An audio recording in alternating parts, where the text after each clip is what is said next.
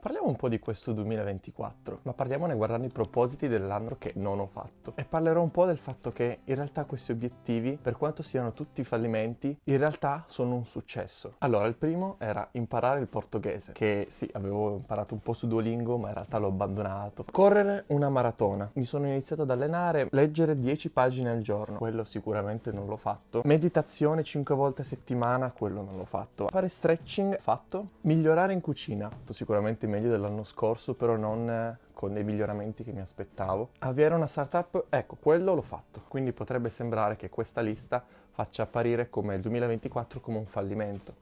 Però in realtà non è così. In realtà non è così perché io ci ho lavorato per raggiungere questi obiettivi che mi ero posto e anche se non sono arrivato al punto d'arrivo, che in realtà però non esiste, io mi sono impegnato, ho fatto qualcosa per poterli raggiungere. Ed è questo alla fine la cosa importante, le esperienze che vivi provando a raggiungere queste cose, avendo degli obiettivi in mente. Le persone che incontri, con cui vivi queste esperienze, con cui ti connetti e provi emozioni. E anche se non si hanno obiettivi specifici, il poter dire di aver fatto qualcosa, magari anche con tanti fallimenti, ma di averlo fatto, fa veramente dire ok, quest'anno l'ho vissuto, quest'anno è stato un successo. I fallimenti per me sono non tanto se non si raggiunge l'obiettivo che si è posto, perché magari era un po' troppo ambizioso. Il fallimento per me è non fare niente, è stare fermi, immobili, a magari sognare i propri sogni, ma senza neanche provare a realizzarli. Questi in realtà sono giusto dei promemoria della persona che voglio essere e della persona che voglio diventare, ma non vuol dire che mi devo trasformare da un giorno all'altro. È tutto un passaggio graduale e non posso neanche parlare del 2024 come un fallimento se non ho raggiunto queste cose,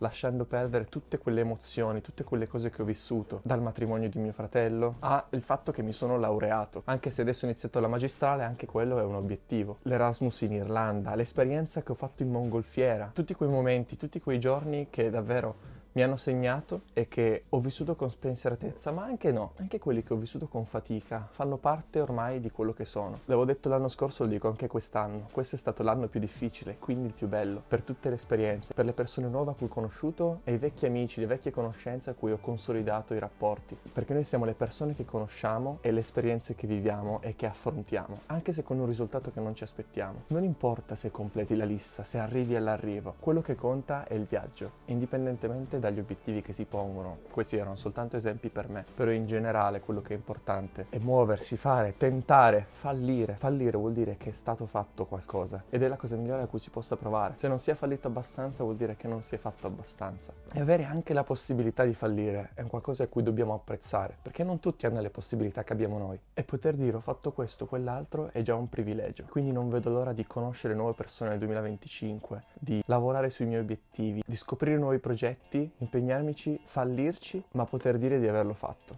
Ecco, questo è il vero successo.